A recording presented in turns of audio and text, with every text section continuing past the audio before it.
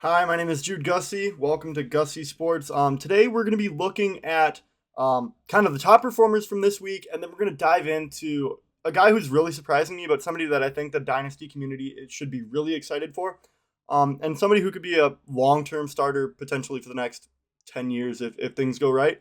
And he's in an interesting situation. So let's get things started. The Monday and like Tuesday videos are gonna really focus on like a bulk of the action that takes place from Thursday through Sunday. So I plan to usually put out videos Monday recapping Sunday, and then Tuesday kind of talking about Thursday night football, looking a little bit more towards Wednesday. So yeah, today is going to be our first video, and let's get right into it. So first, I wanted to address the weekly point leaders for each position group. As you see, we have our top scorers right here of the week. For quarterbacks, we got Bo Nix, running backs, Christian McCaffrey, wide receivers, Jamar Chase, running backs, Jahmyr Gibbs, Jonathan Taylor, Devontae Smith, and then for tight ends, we've got Trey McBride and Oronde Gadsden Jr. So Gadsden is the guy that we're going to be talking about, taking a little bit of a deep dive into today. But first, let's kind of talk about Bo Nix. And wow, what a comeback against the New York Giants. I mean, I'm a big fan of I really like what Jackson Dart's doing. And that was a prime example of rookie quarterback in a rookie quarterback playing in a big game. Kind of gave it up. Bo Nix, the Denver Broncos, they know how to win. Sean Payton knows how to win. And I mean, coming into this year, I don't think you can name a quarterback, or no, not a quarterback, a head coach that was more on the hot seat than Brian Daboll. And being able to connect yourself to a young quarterback, this young rookie duo of Cam Scadaboo and Jackson Dart, who have both been making waves in the Dynasty community. I think those are two guys that you can potentially extend your career at. Let's take a look here. We're going to come back to this later. Let's take a look at the power rankings right now for our rookies. Let's go over to Dynasty rankings. My guess is that Scadaboo and Dart are both top 10 right now. Yeah, so we've got Scadaboo and Dart. Jackson Dart here at number 7. He's grown quite a bit over the last couple weeks. You can see you see where he got the starting job right in there. And then we got Scadaboo, who's been skyrocketing up. I remember in my rookie draft this year, we had a guy who took him at the number 7 pick, and everybody was like, "What are you doing?" And now it's looking like that was probably right where he was meant to go. And then of course we've got other top performers, Emeka Egbuka, who, man, we're gonna have to have like a feature episode on him because he has been playing absolutely incredible so far this season. Then of course Ashton Genty. What more can we expect from him? Teteroa McMillan, who's been playing very well with Bryce Young. It sucks that Bryce Young is going to be out for some time now. Then Amarian Hampton, Tyler Warren, Judkins, who there were a lot of question marks at the beginning. I'm interested what this looks like. Yeah, you can kind of tell right where the contract dispute went up, but he has kind of resurfaced. If he didn't, he went number 10, I believe, in my rookie draft that we had in mid-July, late July. And if he didn't have those contract concerns and the off-the-field issues, I believe that this is right where he would have been drafted, right around the number 5 range. And maybe in the top 3. He might have been the third guy to go if it weren't for those injuries. Because I know that Teteroa McMillan went third in a lot. But I think that would have been interesting. Cam Ward, you can see we've got down here at 10. Travis Hunter at 11. Travis Hunter scored his first touchdown this weekend. That was big. And yeah, Travis Hunter, he's the guy that I took at the number 9 spot, actually. I passed up both Egbuka and Judkins, and I'm pinching myself now for passing up on Judkins. But the way my roster is shaped, and we'll dive into my roster in another episode, but the way that my roster is shaped, I needed to go for the home run swinger, so I went with Travis Hunter. Then we've got Krosky Merritt down here, Colston Loveland. Any other surprises? Not really that I'm surprised with how low they are. Isaiah Bond, I'm excited to see what he does. And then Gadsden, we're going to come back to as well, like I mentioned. So, like I said, Bo Nix balling out against the Giants. I'm a big fan of this Giants team. I'm excited to see where they're going to go over the next few years. Brian Burns, Kayvon Thibodeau, they've got some guys on defense. But the offensive side of the ball, with that core of Jackson Dart, Malik Neighbors, Theo Johnson, Cam Scadaboo, Tyrone Tracy, if they can get things clicking and rolling with Daboll, I'm excited to see what they do. So, Christian McCaffrey is our top point scorer at the running back position. 201 total yards, 2 touchdowns, 7 receptions. McCaffrey was getting traded a lot this offseason as the injury concerns were coming up. And Dynasty, you want to maximize on your investment. So, I mean, a lot of teams were offloading McCaffrey because they're trying to take advantage of him, get rid of him at the right time, and that's so much what Dynasty is. It is buying and selling at the right time.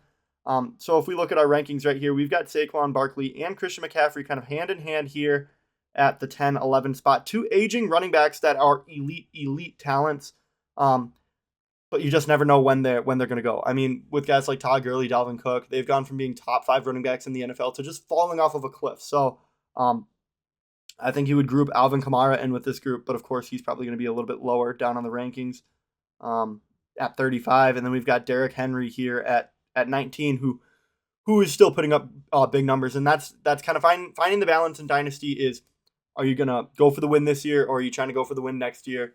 Playing in the present, the future, rebuilding, contending. So I think as of now, these guys, they're still such valuable assets if you're a contending team. But their future isn't going to be as long. I mean, 28 and 29, both with injury history. I'd say if you get the best of them, you got 3 more good seasons, because it's hard to find another running back other than Kamara, Derrick Henry, over 30 in the top 50. Aaron Jones right outside the top 50. So James Conner down there at 59. So they're bound to fall off the cliff, like we saw with Joe Mixon, like we see with Nick Chubb. Just with injuries, it takes a toll on you when you play the running back position. Wide receiver this week, we had Jamar Chase coming out. 16 receptions in the debut of Joe Flacco in a Bengals jersey. Just absolutely incredible. 161 yards and a score. Jamar Chase is going to be able to produce with Joe Flacco throwing the ball. Joe Flacco is a seasoned veteran quarterback. He's seen so many defenses that NFLs are going to be able to deploy that he kind of knows what to expect. He's been around the block. And Jamar Chase is going to be that safety blanket for him in Cincinnati. So expect more from Jamar Chase. He got a huge boost with the trade of Joe Flacco and the acquiring of him. And I think that Chase Brown is another guy that we should keep an eye on, because with the passing game opening back up, it's going to do so much for those running backs. So Jamar Chase. Trey McBride, 29.4 points, and Oronde Gadsden, 24.4 points, or 29.4 points. Trey McBride, we know he's a baller. 2 touchdowns this week. That is an interesting thing. He's doing a lot better with Jacoby Brissett, and might be time to have a discussion about Kyler Murray. I don't think it's fair to say that all the blame should be on Marvin Harrison Jr. for underperforming so far. I think that a large portion of it goes on the play calling and Kyler Murray. So we're gonna have a discussion about Kyler Murray sometime this season. That's something I gotta take a note on as well. But I really want to talk about Oronde Gadsden the second. So this is a guy that I was not very familiar with. This past week, he had 7 receptions, 164 yards, and a touchdown, 29.4 points, and he was minimally rostered at week 5. So let's take a minute to really dive into him and what makes him unique. So he's a member of this 2025 draft class. He was the 5th round pick, I believe 165 overall, if my notes are correct. I have it in there later. I'll confirm it later. But 164 yards, 29.4 points. And he came out of this 25 draft class with a lot of elite tight ends. And I did a lot of research on this draft class. I got myself very familiar with it. And I was very familiar with those top guys: Tyler Warren, Colston Loveland, Harold Fannin, Mason Taylor, Elijah Arroyo, and Gunnar Helm. And of course, we knew that guys like Tyler Warren and Harold Fannin were going to have much more receiving upside than more of your true tight ends like Colston Loveland, Mason Taylor, Arroyo, Helm. But Oronde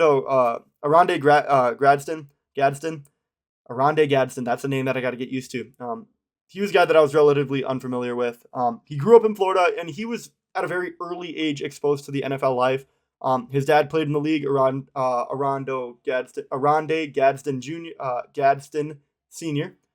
Played in the NFL, and his high school coach was Patrick Surtain Sr. So he's been very exposed to the NFL, and of course, playing from the same high school that PS2 Patrick Surtain Jr. went to, he was able to see what it took to play at the NFL level and what guys like his dad and his coach Pat Surtain put in to get to that point. So he was a wide receiver in high school, balls out, and commits to Syracuse as a 3-star over other programs like Penn State and Baylor.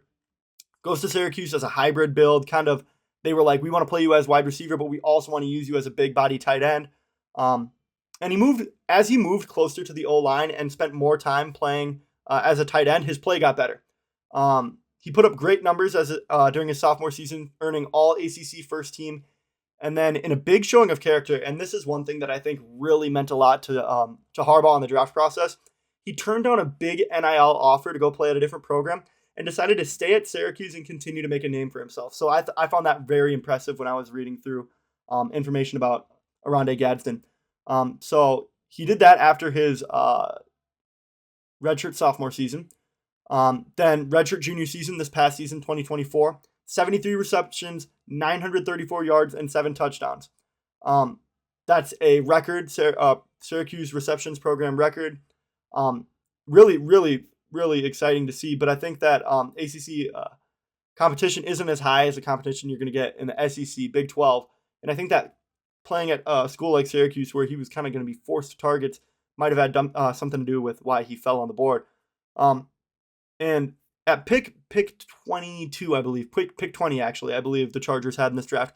They took Amari Hampton, and I absolutely loved him in that draft spot. But I really wonder if Jim Harbaugh, if he would have been able to pass up a Michigan guy like Loveland if he were still on the board at pick 20. But he got snagged by Chicago early in the first round.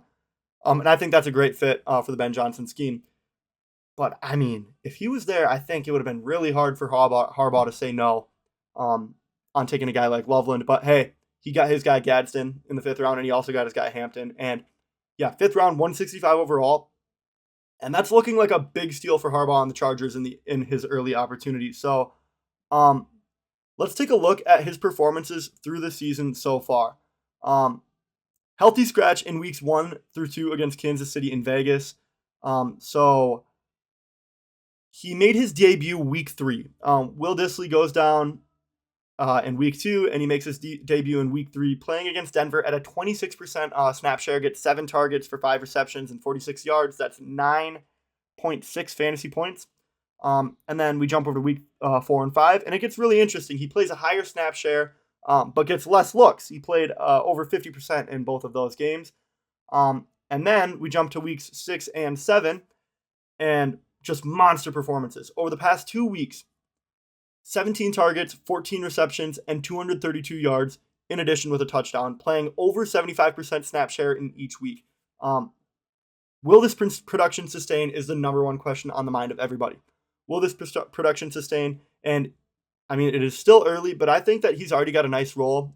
Like I said, playing 75% plus snap shares in the past 2 weeks. And the coaching staff has said incredible things about him. Although he was a 5th round draft pick, similar to Harold Fannin, who was a later drafted tight end than other guys, because he has an upside as a receiver, that makes him much more valuable in fantasy than his draft capital may lead you to believe.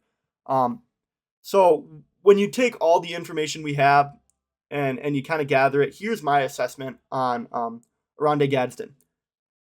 He's a 6'5" athlete who runs a 4.6 40, and he's on an extremely cheap rookie contract, like all deals in the NFL are. I still think that in the NFL, running backs and those positions that take a beating, they need to be like 2 to 3 year deals, because teams are getting the best out of those players their first 4 years when they're still fresh. They haven't taken as much of a physical, they haven't had that physical demand that the NFL requires, so they're in their best physical shape.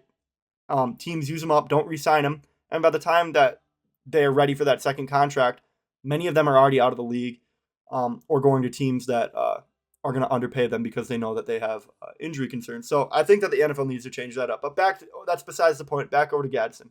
6'5" athlete, 4.6 40. Cheap rookie deal. So the Chargers are going to do their best to make the most of their bargain. And I think that Gadsden, he's going to continue to be the starter for the rest of the season at the tight end position. And I think he's going to lead the snap share at tight end. So like we saw this weekend, even with the return of Will Dissly, Gadsden was playing at a very high snap rate. Justin Herbert, he has found a new reliable dump-off target, check down guy with Gadsden, and who also has the potential to do a lot of damage in the check down area, but also as a seam running vertical threat. And we all know how valuable those guys are in the NFL. TJ Hawkinson, Tyler Warren, what we're already seeing, George Kittle, so Mark Andrews, just to name a few. But the main concern, and this isn't even on Gadsden, the main concern I have with him is consistent production standpoint, and that's only because the Chargers offense is stacked. Ladd McConkey, Quentin Johnson, Keenan Allen for now. I think he might be dealing with some injury stuff. We'll update more on that tomorrow. Amari and Hampton, and then now you add in Oronde Gadsden into the mix. There's so many mouths to feed. The Chargers. Justin Herbert is a phenomenal passer, but This is a Jim Harbaugh offense. I expect them to lean on the run more as we get towards playoffs and when Hampton is healthy. So that's going to kind of be the main concern with Gadsden. There's going to be a lot of dud weeks because there are so many mouths to feed. And so there's going to be weeks where Gadsden may receive little to zero looks, even if he's playing at a snap rate over 80%. But regardless, a rookie tight end with a very high chance of being a high snap count starter with Justin Herbert throwing the ball is very, very intriguing, and he is a must-add in Dynasty leagues if you don't already have him. So that also brings up his trade value. So when we look at the trade calculator, let's see what he's at currently. He's currently tight end 26, which is not that ambitious. So even trades right now, we've got 2026 early third, Travis Kelce, DJ Giddens, Isaiah Bond, and Theo Jackson.